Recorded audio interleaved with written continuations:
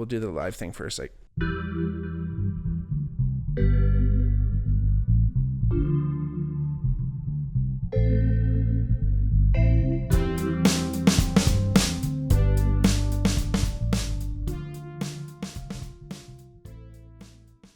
hey everybody, welcome back to the Bigmark podcast. It's me, your host, Bigmark.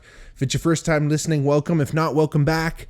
Like I always say, if you're watching on YouTube, please hit the bell for the notifications when our next video drops. Subscribe to our channel and like the video. If you're listening, wherever you're listening, please give us a 5-star review. I know it doesn't seem like a lot, but please do subscribe to our channels. And if you ever want to donate to the podcast, we also have our Patreon, patreon.com/thebigmarkpod. If you ever want to reach out to us, check us out on our DMs or anything like that. You can reach us on Twitter at the Bigmark Podcast or on our Instagram at the Bigmark Pod. And like I said, if you ever wanted to give us any ideas for the next episode or any tips or tricks, they're more than appreciated. Again, thank you so much for listening. When I was kind of thinking about today's episode, kind of felt apropos. I mean, it's kind of the middle of the summer now, and it's been gorgeous here in Hamilton, Ontario. And the weather's been great, and I've maybe alluded to this in other podcasts and stuff, but I'm actually, I've been doing a lot of gardening, indoor and out, over the past couple of years. Luckily where I'm staying, there's a beautiful garden out back, and I've been able to kind of, rejuvenate it. It was pretty shitty before, and I was able to kind of bring it back to some kind of luster. It was like, when I kind of moved into the spot, I was like, what am I going to do with this? Like, luckily I have access to this little backyard. Like, what am I going to be able to do back here? And, I was thinking, yeah, you could like spruce it up, make it look nice, at least do the grass and like, have something to cut. Like, there's basically like a postage stamp worth of grass back there, but it's something to cut. And I thought with the soil and everything, let's do a little garden. So, I started with a bunch of different things, and, that's the really cool thing about gardening is that, there's an art to it for sure. Like there's no other way to kind of describe it, in the fact that, it's almost like, I've talked about how much I enjoy cooking and how much I love that. And it's kind of like the early, like the basis, like obviously the building blocks of cooking. Right. And it's, I've talked about Anthony Bourdain, I've talked about all those cooking shows I used to love, like Mario Batali, all those kind of guys were always talking about like where you get your ingredients from is obviously so important. And if you can grow it yourself, I mean, I live downtown in a city, like it's probably not the best air quality, but I'm sure we're, at least it's something that you're able to actually grow and manufacture, but like watch grow from a seed, which is amazing. Or, it's always fun going to garden centers and grabbing stuff too. Honestly, if you're just getting into gardening, so a couple tips as the podcast goes on today, I'll kind of drop some tips here and there. But if you're not really into gardening, it's kind of something you want to get into. Hopefully a lot of people listening, if you've ever wanted to garden, try it. It's really fun, and you kind of get in there, and like I said, it's it's that kind of building blocks of cooking, but then it's also like there's a little bit of science involved, but there's also an art, and you get to really, you feel a satisfaction when you kind of grow something and get to pick it and eat it and do all that fun stuff, right? But like I said, if you're just getting into gardening, don't be super compelled to start things from a seed. It's kind of, it's OG, and it's really natural, and it's like like I said, it's even more satisfying than, you talk about steps along the way. Right, you can watch it grow from a seed to a seedling, and then the seedling gets big, so it's a little bit more. But again, there's so many places along the way where things can kind of go sour, so it's always nicer to kind of start with like, hey, start with something that's actually grown. Like if you get it from a garden center, usually they'll have, like, if it's a tomato, for instance, they'll have something that's already kind of started for you. Again, most of the hard work is done. You just have to kind of keep it alive from there, which is always is always tough for anything, especially indoor gardening. But I kind of look back and, I talked about my grandmother, on my mom's side, how much, she inspired me with cooking and everything. And, both my grandmothers were obviously great chefs, and they did a lot of things from scratch, and they both had gardens. And then, also, my stepmom Andrea's dad, he went to university for agriculture, essentially. Like, that was part of his degree. So he had like a plot of land, essentially, that was like on his property up in like Aurelia area, that actually had like some, like it was like a small farm, essentially. So again, I was around people who grew things and ate things from the garden. So growing up as a little kid, you kind of check that stuff out, and, everyone kind of shows you stuff here and there. And it's really interesting. I've tried to grow garlic over the past couple of years, and it was really, really hard. And I always kind of thought back to, this story that my stepmom's dad spoke of. My grandpa Johnny, said garlic was one of the hardest things he's ever grown in his life. And I always think, every time I've had trouble, I think, listen, it's probably really, it seems like that's something that's not so easy, and, I always think back to that. And it's one of those things where, it's, you wonder, what it is. And he always grew like amazing garlic, big, huge cloves. And maybe it did take him his whole life to kind of like figure out how to like grow good garlic. 'Cause he said that's one of the hardest things you can do. And, it's kind of, it's one of those things where it's a learning experience. And that's one of the coolest things about gardening, where you get to actually do, sadly, it happens to everyone. If you neglect to water something, you get to see what happens. If you overwater something, you get to see what happens. And sometimes you kill your plants. I mean, indoor gardening is a lot harder to do. There's a lot of plants inside and stuff that, that they don't really,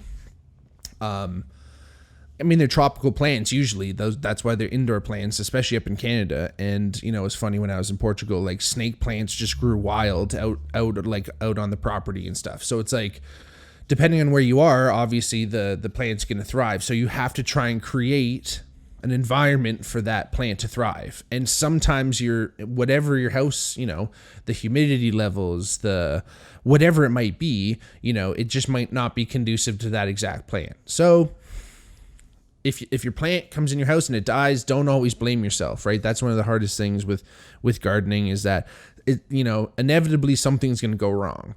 The great thing about gardening, though, is there's always some kind of way to kind of salvage things. So a lot of plants, especially indoor plants, you can propagate them, which is really cool. So if you take a clipping of a plant, like a part of the plant, you can kind of put it in water, and then all of a sudden it'll kind of grow roots from that, and then you can plant that. So there's ways to there's a plant out there called a pilea, or a friendship plant. Hey, Jen and Mike, I gave you guys one this weekend when you guys are up, but they kind of create these little babies. They're called these little pups, and you can replant them very easily. They root really easily. And again, you can kind of give those out as little gifts, which is always super fun, right? So although it can kind of go out of control too, and you can kind of have too many little pots of these tiny plants everywhere, and you can't give them away once you have so many. And it's actually funny, I'm growing a cherry tomato plant, and part of it kind of broke. And I was able to propagate actually a lot of pieces, because one of the coolest things about a tomato plant, not to kind of divert back out to outdoor gardening, but one of the coolest things is that anywhere along its roots, like along its stem, it can grow roots. Because again, it's supposed to kind of like vine out on the ground. A lot of people trellis them up, and I'll kind of talk about that in a second. But so anywhere that the vine touches the ground, it wants to make a root. So in a sense, as long as you have like a good section of the stem and then a lot of leaf, you can just put that in water, and it's going to grow roots super easy. and you can just keep planting it. But again, you're going to have 50 million tomato plants. So, there's obviously a fine line. And again, you can't give them away at a certain point because you're going to have so many and you're going to only give them away to so many friends. But again, that's the cool thing. Once you find a plant that kind of works in your environment and stuff, how you're going to do it. And, there's really hardy plants out there. Snake plants, like I mentioned before, are tremendous. They can kind of survive anything. You barely even have to touch them. I killed one because I watered it too much. So that's the hardest thing, right? You can water too much. You can water too little. There's nutrients you want to give the plants that sometimes it's lacking, especially in a container, right? I was talking about this before, where it's like when you have a container plant, indoor especially, it only has so much soil in there. Eventually, the soil is gonna use up all the nutrients in the soil. So you're gonna want to give that some type of fertilizer over time and everything. And I look back, and one of my first plants I ever actually had that was my own. I mean, I guess like back when I was a little kid, I got to pick out some stuff that went to the garden, like a bleeding heart plant was always my favorite as a kid. But I remember going away to university and getting a plant. I think I got it. I'm not sure if I had it in high school or got it for first year university, but it was a peace lily because I love the movie Hot Fuzz. If you've ever seen that movie, tremendous. Nick Frost, Simon Pegg. But in the movie, the main character has this peace lily plant that he really takes care of, and he's this like macho like cop guy, and I always thought it was interesting that it kind of had that little caring, tender side. So anyway, I got the peace lily and I've had it forever, and I've split it before. I'm not sure whoever I gave it to still has their piece, but yeah, and when it blooms, I know everything's good. So it's kind of one of those interesting plants that I have, and I've always had it. And slowly grown the collection and everything like that. Again, indoor gardening is kind of a whole other ball game. Like I said, especially in Canada. I mean, at least it allows you to kind of do something year round, but a lot of things go dormant too. So you always got to be careful in the winter not to overdo it. You always really have to kind of like adjust your watering schedules and stuff, because the more you water in the winter, you might overdo it because the plant might be dormant and it might not be wanting to use that much water, and you can kill it, and there's succulents involved and cacti and all that craziness, right? I actually grew mushrooms once too, which is a super cool process. You get to kind of see a little different action there, because most plants obviously they inhale carbon dioxide and exhale oxygen. Like, it helps purify the air, it does all that interesting stuff. But mushrooms, when they grow, they actually inhale oxygen and emit carbon dioxide just like a human. So super interesting there. I think I mentioned this in some of the mushroom talks I've had already on this podcast, but there's like a theory that humans are kind of like an active fungal body. The fact that we have, we surround our digestive system, and again, and mushrooms potentially predate humans by a few million years or something like that. Anyway, do not listen to what I just said for the past minute and a half. I don't know what I'm talking about, but again, it's super cool with mushrooms that, again, it's just a different way of kind of seeing things. And when you really look at it, again, a plant is just, it uses photosynthesis, and, it uses a lot of light, where a mushroom kind of grows differently. It grows out of this mycelium, which, when you grow it, you kind of like create this little substrate, which is basically like something for like the mushroom to eat, which is like rice flour or something like that, and then like vermiculite or something for it to kind of bind to. And then once the mycelium kind of inoculates this little cake thing that you make, the mushrooms kind of grow that, because those are like the reproductive organs of the mycelium. So they kind of go out to release the spores to then spread out even more, and again, continue propagating as nature does. But again, it's super cool to see them kind of grow out of there, and, slowly the substrate kind of like withers away, and you can like re-soak it and give it more water, and you can see how the mushroom, and any plant for that matter, is using the water whatever's in the soil, all those nutrients, and it's taking it in and using photosynthesis as the energy, but it's using all those nutrients, and you can see it kind of build itself, right? And it's an interesting look into that world because, like I mentioned, plants and everything were around a lot longer, way before humans and everything, right? So they have a really interesting, kind of evolutionary pattern. I always think about them too, right? Where it's like, like think about a tree.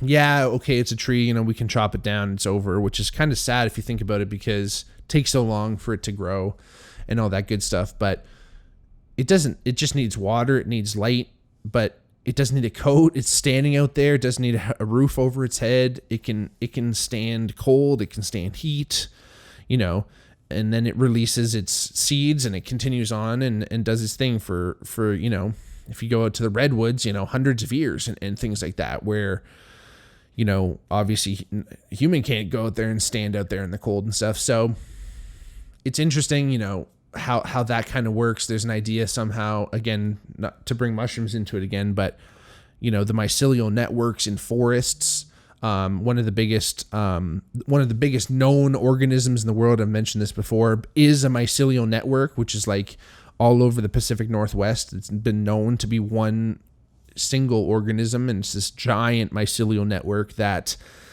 Paul Stamets and some other people claim that's how trees are able to kind of communicate with each other. And you say, why would they want to communicate with each other? Well, maybe there's an incoming threat, infestation of some type, an animal's coming to eat them, weather changes, things like that. I mean, what does a tree need to know? It needs to know about those things. I don't know if it needs to know about the stocks or it needs to know about, who won the NBA championship that year, but they need to talk to themselves about something. And, again, that evolutionary process has been going on forever, and it's cool to have a little bit of an inside look on that when it comes to growing anything. And like I said, especially from a seed, and if you're a little bit more of a experienced gardener, there's some really cool ways that you can kind of get a jump on the season. Like I mentioned, tough to grow in Canada, at least where we are right now, and it's one of those things where, if you're careful, you can kind of use the seasons, you can use inside to kind of get a jump on things. And it's interesting. I watched this one video where it was talking about seed starting.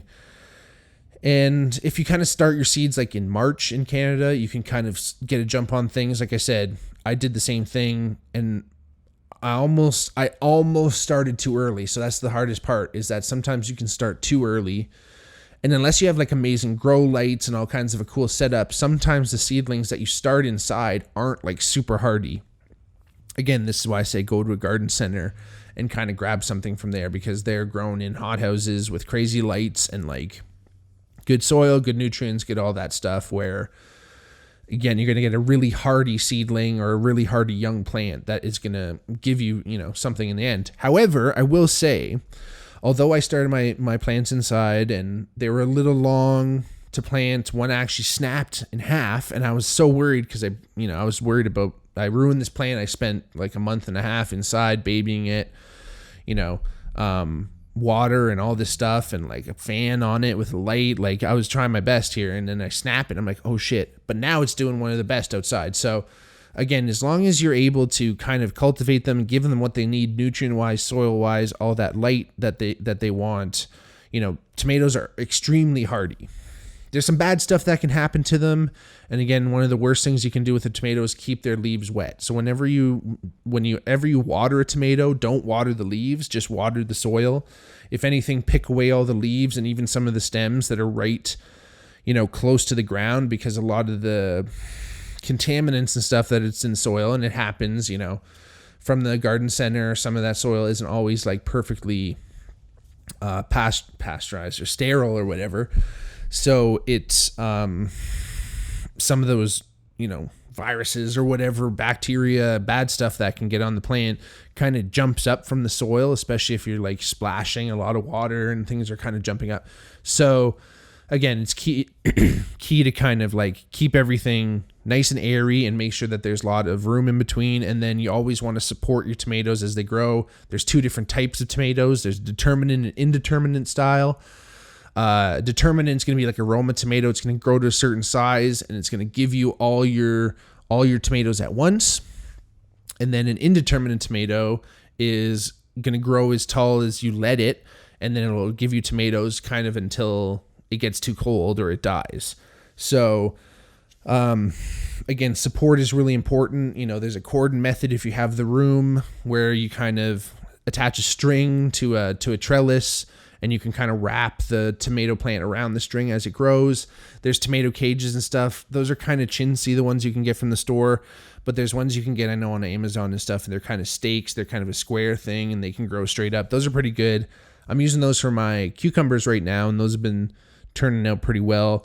The little tomato cages are good for peppers and stuff like that, but at a certain point you want height versus a lot of width for tomato cages. And again, like I said, just make sure that they're supported. And the most important thing with tomato growing too is consistent watering. That doesn't necessarily, the more the better. Imagine, my buddy B. Rouse used to say, imagine how much water is in one tomato.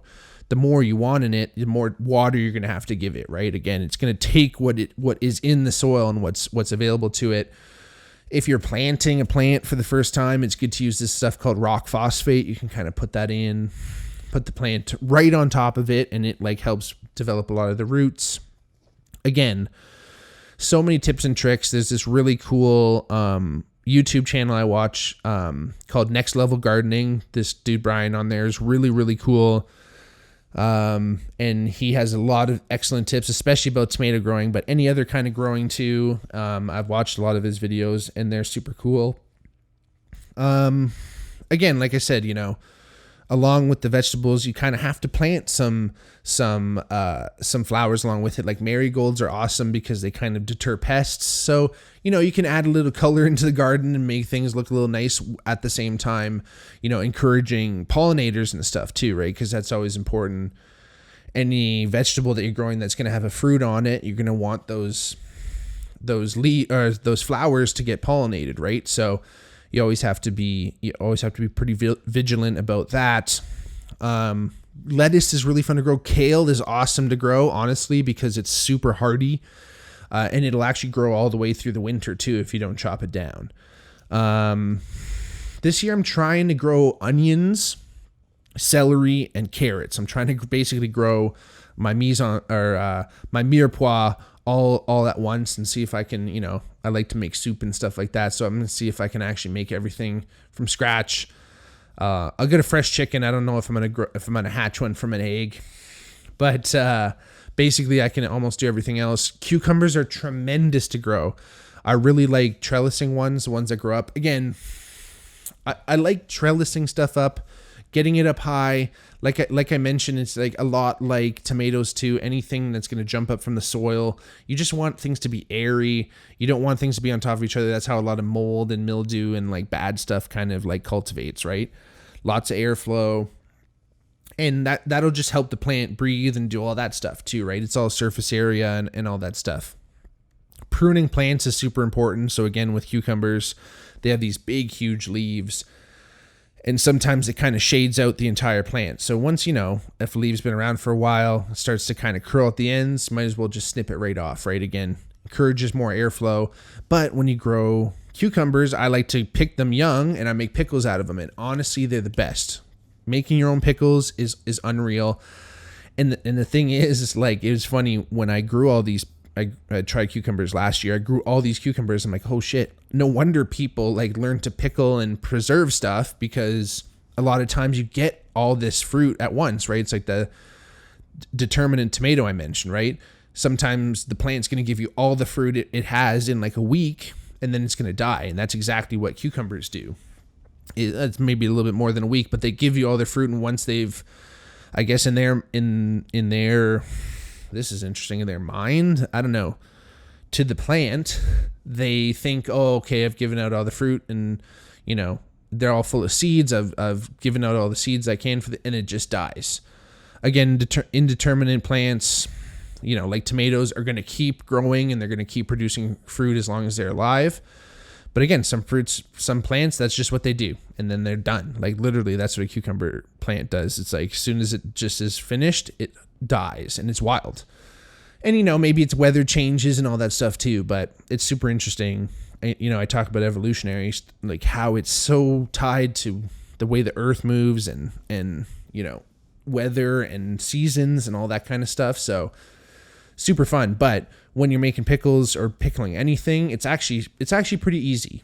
Don't really need that many tools. You just need like a really big pot or deep enough at least that you can kind of submerge your pickle jars in. And it's not that scary. Like, it seems like, oh, we're going to have to like plunge this stuff into like boiling water and it's glass and all this stuff. And like, yeah, I guess there can be defects and stuff, but nothing's ever broken on me. And it seals and you can keep it literally on your shelf forever. And like I said, I do that with my jalapeno peppers too, because like I said, you just get so many all at once. You're like, oh, again, no wonder our ancestors or whoever like figured this stuff out, because what are you going to do? You can't just let all this stuff go to waste.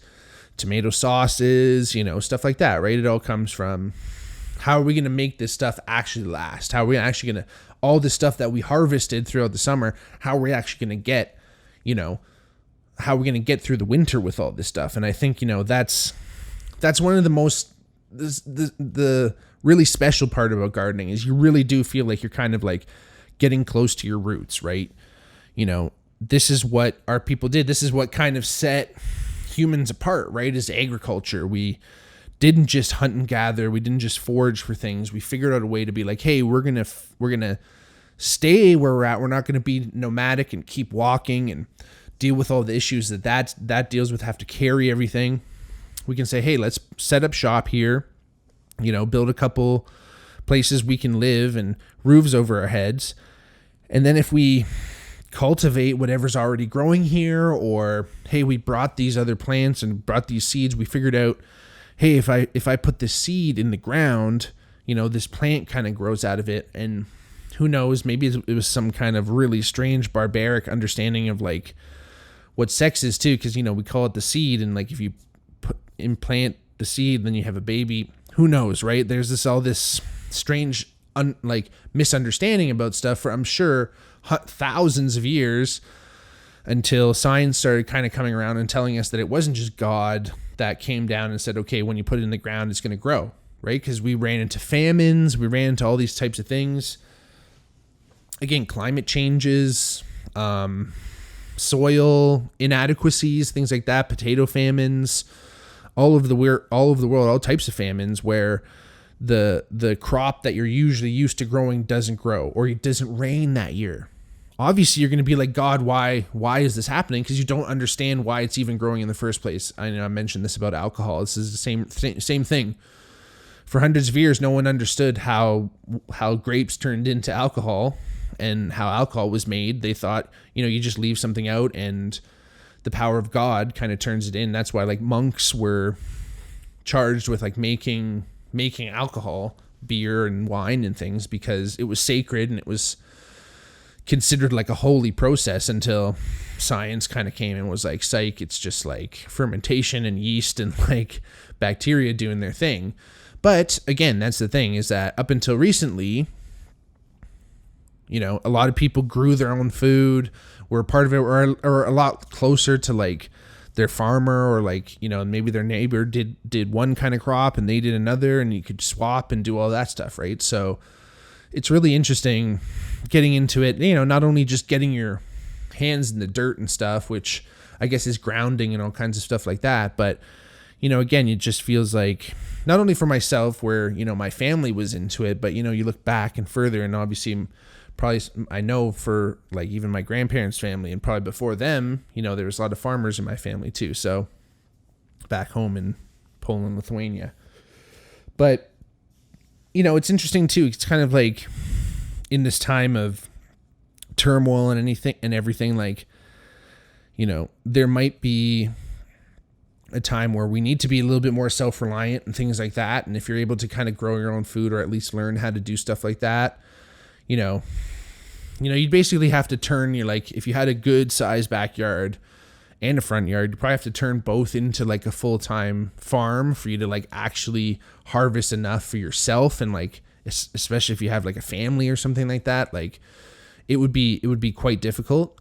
But again, just understanding the effort and knowing that there's people out there that do this work, and that they do, again, we wouldn't have food if it wasn't for farmers and people out there doing that. So if you're able to kind of do a little bit at home, you get to have a little fun. And again, at the end of the day, yeah, maybe it would have been easier for me to just go and buy a bunch of cucumbers at the store. But again, you get to feel that I know what I put into this. I know, other than the seed, which could be GMO, but I'm pretty sure a lot of seeds you buy, or I know a lot of the seeds I buy are organic. But again, you know what's going into it. You nurtured it too, and it's nice to kind of feel that satisfaction, like kind of coming out of the end too. And when you get to kind of also cook it and then enjoy it and eat it, and if you get to share at any point, whether you're sharing a clipping from your tomato plant, whether you're sharing some lettuce that you grew, or sharing some seeds that you got to someone or anything, or then cooking something or giving someone a jar of the pickles that you made, like again, it's super satisfying. And there's a feeling of generosity that goes along with it, because when you do it and you grow it, you feel like you have this abundance. There's this urge to kind of give it out too, right? So if we can all kind of do that and give into that urge of generosity, I think it'll just make the world a better place. And little things here and there, you might find you have a talent for growing a certain plant or a certain fruit or a vegetable, and people will come and they'll love you for it, and you can trade them for whatever they're growing too. So go out there, start your garden, whether it's on your balcony or whether it's in your backyard. Do your thing, and let me know. Send in your pictures, and let's talk about the garden, because like I said, it's the middle of the summer. There's still lots of time to grow, and like I said, get out there. Let me know how everything's going. Thanks again for listening.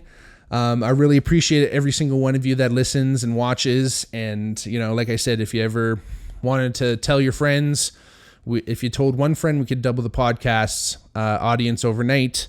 If you did like the podcast, please give us a 5-star review. It means a lot to the podcast. If you ever wanted to reach out to us, check us out on our Twitter or Instagram at the Bigmark Pod, at the Bigmark Podcast. And if you ever wanted to donate to the podcast, check out our Patreon, patreon.com/thebigmarkpod. Again, thank you so much for listening. Get out there and get growing. Peace.